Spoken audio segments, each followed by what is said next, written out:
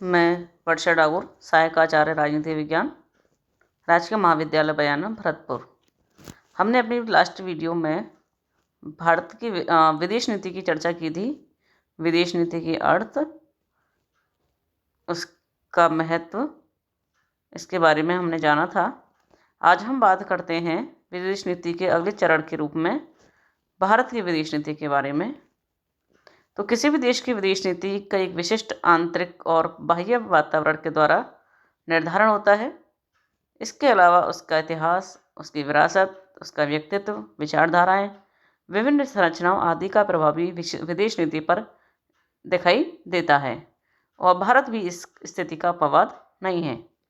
भारतीय विदेश नीति के प्रमुख लक्ष्यों के निर्धारण अथवा सिद्धांतों के प्रतिपादन में इन्हीं सारे तत्वों का योगदान रहा है।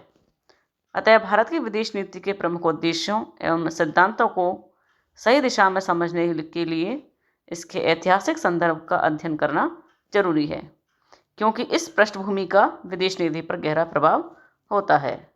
और भारत की विदेश नीति के यदि जनक या प्रवक्ता कहा जाता है तो वो है भारत के प्रथम प्रधानमंत्री, भारत के प्रथम विदेश मंत्री पंडित जवाहरलाल नेहरू। तो इस संदर्भ में पंडित जवाहरलाल नेहरू ने उचित कहा है कि यह नहीं समझना चाहिए कि भारत ने एकदम नए राज्य के रूप में कार्य प्रारंभ किया है।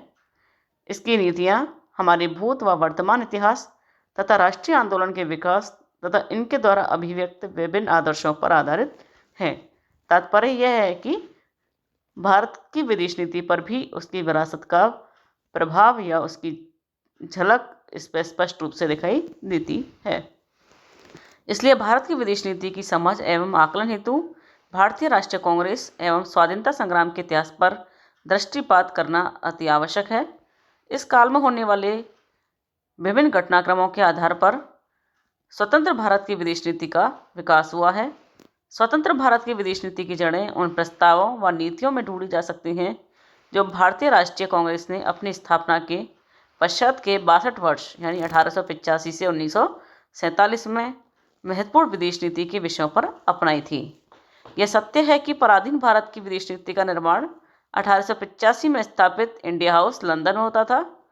अंग्रेज अंतर्राष्ट्रीय मंचों पर भारत का प्रतिनिधित्व करते थे, लेकिन फिर भी भारत अंतर्राष्ट्रीय कानून के रूप में अंतर्राष्ट्रीय व्यक्ति का दर्जा प्राप्त कर चुका था तथा कई विषयों पर कांग्रेस की प्रतिक्रियाओं के सकारात्मक परिणाम ही नहीं निकले, अपितु स्वतंत्र भारत की नीतियों हेतु ठोस आधार भी तैयार हो गए थे। इसी आधार पर पराधीन भारत को अंतर्राष्ट्रीय सम्मेलनों में भारत को भागीदारी प्राप्त होने लगी और इसके परिणाम स्वरूप भारत संयुक्त राष्ट्र जैसी संस्था का 1945 में प्रारंभिक सदस्य बन गया। इसके अलावा समय समय पर राष्ट्रीय कांग्रेस के द्वारा अभिव्यक्त विचारों ने भारतीय विदेश नीति के मुख्य आधारों की स्थापना की। स्वतंत्रता आंदोलन के दौरान भारतीय राष्ट्रीय कांग्रेस द्वारा विभिन्न प्रस्ताव और प्रतिक्रियाओं के परिणाम स्वरूप विभिन्न सिद्धांतों की उत्पत्ति हुई। भारतीय कांग्रेस द्वारा सदैव साम्राज्यवाद और उपनिवेशवाद का खंडन करना बाद के वर्षों में भारत की गुटनिरपेक्षता की नीति का प्रमुख लक्ष्य भी रहा। भारतीय राष्ट्रीय कांग्रेस के द्वारा स्वयं को समय समय पर इंग्लैंड की विदेश नीतियों से असंबद्ध घोषित करने के कारण बाद के वर्षों में भी अपने आप को महाशक्तियों के हितों से अपने को अलग रखने में सक्षम रहा।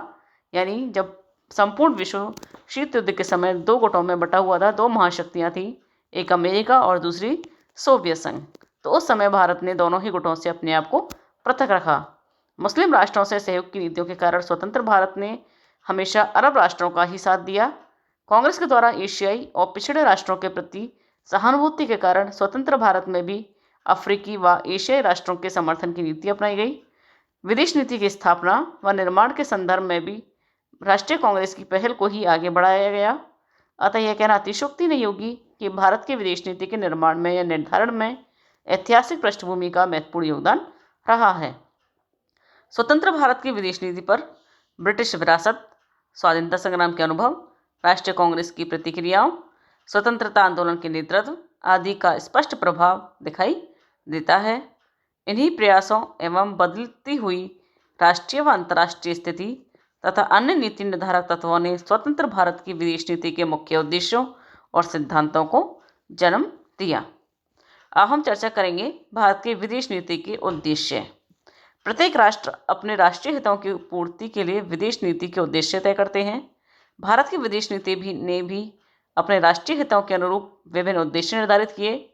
भारत की विदेश नीति के उद्देश्यों को दो भागों में बांटा जा सकता है, एक प्रमुख उद्देश्य और एक अन्य उद्देश्य, यानी एक प्राइमरी और एक सेकेंडरी।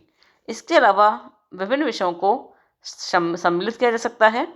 प्रमुख उद्देश्य जो हैं, जिनको आधार बना करके, यानी कि ये किसी देश की विदेश नीति के वो उद्देश्य हैं जो कि परमानेंट हैं, यानी स्थायी हैं, दीर्घकालिक हैं, और इनका जो महत्व है वो हमेशा बना रहेगा, और इनके आधार पर कोई भी देश अपनी विदेश नीति के साथ कोई भी समझौता नहीं कर सकता है। तो भारत की विदेश नीति के प्रमुख जो उद्देश्य हैं वो है राष्ट्रीय सुरक्षा, आर्थिक विकास और उपयुक्त विश्व व्यवस्था। अन्य उद्देश्यों में है उपनिवेशवाद का, साम्राज्यवाद का और रंगभेद का विरोध, निशस्त्रीकरण का समर्थन, एशिया में महत्वपूर्ण भूमिका, अफ्रो एशियाई क्षेत्रीय सहयोग, संयुक्त राष्ट्र संघ में आस्था, सभी राष्ट्रों से मैत्रीपूर्ण संबंध और भारतीय मूल एवं प्रवासी भारतीयों की रक्षा। सिद्धांत। भारतीय विदेश नीति के कुछ सिद्धांत हैं जिनका पालन किया गया है। सिद्धांत न केवल विदेश नीति के तर्कसंगत विश्लेषण में सहायक होते हैं, बल्कि नीति को निरंतरता भी प्रदान करते हैं। भारत के स्वतंत्रता संग्राम के आंदोलन के अनुभवों एवं स्वतंत्र भारत के समक्ष विश्व की उभरती स्थिति ने मुख्य रूप से भारत की विदेश नीति के सिद्धांतों की उत्पत्ति की है। भारतीय विदेश नीति के सिद्धांतों को दो भागों में वर्गीकृत किया जा सकता है, जो निम्न प्रकार से हैं। प्रमुख सिद्धांत हैं विदेश नीति के कूटनिरपेक्षता और पंचशीलता, और अन्य सिद्धांतों में यथार्थवाद, गत्यात्मकता है यानी गतिशीलता है, अनुरूपता है और शांतिपूर्ण सहअस्तित्व। अब हम चर्चा करेंगे भारत की विदेश नीति की प्रमुख विशेषताओं के बारे में। तो भारत की विदेश नीति की जो प्रमुख विशेषता है वो है, पहली है कूटनिरपेक्षता। कूटनिरपेक्षता की जो नीति है वो भारत की विदेश नीति की सबसे महत्वपूर्ण पहलू है और महत्वपूर्ण केंद्र बिंदु है। विदेश नीति की एक विशेषता के रूप में कूटनिरपेक्षता की घोषणा स्वतंत्रता से पहले ही अंतरिम सरकार के अध्यक्ष के रूप में पंडित जवाहरलाल नेहरू ने अपने प्रथम रेडियो भाषण के रूप में 7 सितंबर 1940 को कर दी थी। इस विदेश नीति को अपनाने के दो प्रमुख स्रोत रहे हैं भौतिक तत्व और गैर भौतिक तत्व। भौतिक तत्वों में भारत की तात्कालिक भू राजनीतिक स्थिति और आर्थिक स्थिति महत्वपूर्ण रही है। गैर भौतिक तत्वों में भारत की ऐतिहासिक विरासत, भारतीय दर्शन और परंपराएं प्रभावी रहे हैं। तो सबसे पहले हम जानने के प्रयास करेंगे कि गुटनिरपेक्षता के बारे में जानने का प्रयास करेंगे। गुटनिरपेक्षता क्या है? तो हम गुटनिरपेक्षता को इस तरीके से देख सकते हैं कि जब 1945 में संपूर्ण विश्व दो हिस्सों में बट गया था, दो भागों में बट गया था। एक गुट का नेतृत्व पूंजीवादी अमेरिका कर रहा था, तो दूसरे गुट का नेतृत्व साम्यवादी सोवियत संघ कर रहा था, और संपूर्ण विश्व इन दो खेमों में बटा हुआ था। अमेरिका का प्रयास था कि भारत या अन्य जो देश हैं जो उपनिवेशवाद का शिकार थे कि वो अमेरिका के समर्थक बन जाएं, और सोवियत संघ चाहता था कि वो सोवियत संघ के फेवर में आ जाएं। तो दोनों ही महाशक्तियों से अलग रहते हुए भारत और अन्य विकासशील या अल्प विकसित देशों ने या अफ्रीकी एशियाई देशों ने जो रास्ता अपनाया, इन दोनों ही महाशक्तियों से पृथक रह करने की जो नीति अपनाई, वही गुटनिरपेक्षता की नीति कहलाती है। तो गुटनिरपेक्षता क्या है? गठबंधनों से अलग रहने की नीति। गठबंधन एक सोवियत संघ के नेतृत्व में गठबंधन था और एक अमेरिका के नेतृत्व में। लेकिन जो भारत की विदेश नीति है वो बहुत ही व्यापक है और गतिशील है। भारत की इस विदेश नीति के दो महत्वपूर्ण जो पहलू हैं, एक नकारात्मक और एक सकारात्मक। नकारात्मक पहलू के रूप में गुटनिरपेक्षता कहता है कि सैन्य गुटों या शीत युद्ध में जो गुटबंदियां थी उनसे अलग रहना और सैन्य गठबंधनों में शामिल ना होने की नीति को माना जाता था। सकारात्मक उद्देश्य क्या था गुटनिरपेक्षता का? कि विश्व में शांति स्थापित करना, उपनिवेशवाद, साम्राज्यवाद, रंगभेद आदि का समाप्त करना, विश्व में स्वतंत्रता का प्रचार प्रसार करना, सभी राष्ट्रों के मध्य सहयोग विकसित करना और नव स्वतंत्र राष्ट्रों की सहायता करने की नीति मानी जाती थी। गुटनिरपेक्षता की नीति को लेकर विभिन्न विदेशी विशेषज्ञों के मन में कई प्रकार की भ्रांतियां थी। शायद इसलिए उन्होंने नेहरू के आशयों पर विश्वास करने के बजाय इसे अलग अलग नाम दिए। जैसे किसी ने गुटनिरपेक्षता को अलगाववाद कहा, किसी ने गैर संबद्धता कहा, किसी ने तटस्थता कहा, किसी ने तटस्थीकरण, किसी ने एकलवाद, किसी ने अहिस्सेदारी आदि धारणाओं के इसको समकक्ष माना। लेकिन नेहरू ने इन सभी विचारों का खंडन किया और उनका कहना था कि जहाँ तक तटस्थता और तटस्थीकरण का प्रश्न है, ये दोनों ही धारणाएं बहुत ही सीमित हैं। क्योंकि तटस्थता का मतलब होता है कि कहीं भी कुछ भी सही या गलत हो रहा है, हम उसको उस चीज़ से हम अपने आप को दूर रखें। लेकिन गुटनिरपेक्षता का वास्तव में ऐसा अर्थ नहीं था। गुटनिरपेक्षता का जो तात्पर्य था वो ये था कि हम यहाँ पर बिल्कुल चुप नहीं थे, बिल्कुल पूर्ण रूप से तटस्थ नहीं थे। जहाँ पर सही है तो वहाँ हम सही का, और जहाँ गलत है तो वहाँ हम गलत के विरुद्ध अपने आप को गलत के विरुद्ध बोलें। तो गुटनिरपेक्ष देश जो थे, अगर यदि हम देखें तो गुटनिरपेक्ष जो देश थे उन्होंने स्वतंत्रता, न्याय और युद्ध इनसे अपने आप को तटस्थ नहीं रखा। नेहरू ने गुटनिरपेक्षता को एक तरीके से नेहरू जी ने तो नहीं, लेकिन विभिन्न लेखकों ने गुटनिरपेक्षता की गुटनिरपेक्ष जो देश थे उनको तीसरी शक्ति भी कहा। परंतु ये नीति दोनों देशों के बीच टकराव या संघर्ष की नीति नहीं थी, बल्कि एक ऐसी विश्व व्यवस्था की स्थापना करना था जिसमें शांति हो, सुरक्षा हो, सहयोग हो। अतः यह तीसरी शक्ति नहीं हो सकती थी। यानी गुटनिरपेक्ष देशों का उद्देश्य किसी गुट में शामिल नहीं होना था और अपनी एक स्वतंत्र विदेश नीति का निर्माण करना था। विश्व में शांति, सुरक्षा और भाईचारे की भावना विकसित करना था। अब ये प्रश्न उठता है कि क्या कारण थे कि भारत ने इस विदेश नीति का अनुसरण किया तथा इसके भारत हेतु क्या परिणाम निकले। भारत की स्वतंत्रता की समय की स्थिति व बाद के अंतर्राष्ट्रीय घटनाक्रम को देखने से ये ज्ञात होता है कि इस नीति को अपनाने के लिए बहुत सारे कारण मौजूद थे। यानी भारत ने विदेश नीति के रूप में गुटनिरपेक्षता को अपनाया तो उसके पीछे क्या कारण थे। पहला कारण ये था कि भारत बहुत ही लंबे समय से साम्राज्यवाद, उपनिवेशवाद, रंगभेद के विरुद्ध एक बहुत ही लंबा संघर्ष चल रहा था, एक बहुत लंबी लड़ाई लड़ रहा था। तो इन मुद्दों के खिलाफ लड़ना जरूरी था। इसलिए भारत ने अपने आप को इन दोनों ही सैन्य गुटों से अलग रखा और एक स्वतंत्र विदेश नीति का निर्माण किया। क्योंकि अगर वो भारत किसी भी गुट में शामिल हो जाता तो वह अपने इन उद्देश्यों को प्राप्त नहीं कर सकता था। दूसरा था कि भारत की भू राजनीतिक जो व्यवस्था थी वो इस प्रकार की थी कि भारत को गुटनिरपेक्षता को अपनाना ही पड़ा।